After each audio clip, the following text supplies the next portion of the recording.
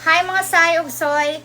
Time check is 12 AM na, alas 12 na sang gabi. Finally natapos gin man kami pamutos di sa mga relief good nga ihatag ko sa DSB Puente Vedra. Abi nyo sa matuod lang.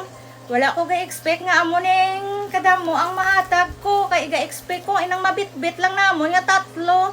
Pero karon gaguol ko kung ano amon masakyan sini kay syempre lang tawa nyo bala kung ano sila kadamo. Amo ni kadamo ang relief good nga na ano ko napamutos namon. Di sa salog nan ara pa. Ini kulang ini sa biscuits. So buwas aga pa ko mabugto para pamutangan ko sila biscuit para bala alalangay. May-ari pa ko di nga ano, isa ka box ang noodles. So amo ni.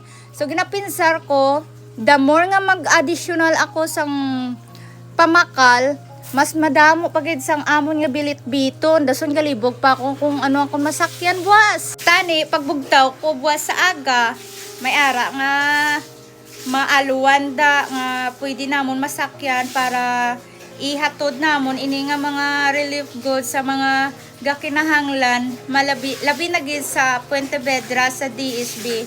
So amo gid na madamo gid nga salamat sa base kung sino man ang makakita sining video ko nga may salakyan dya. Baka naman.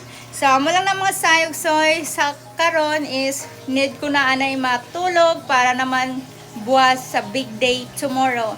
And God bless and always be safe mga sayog soy.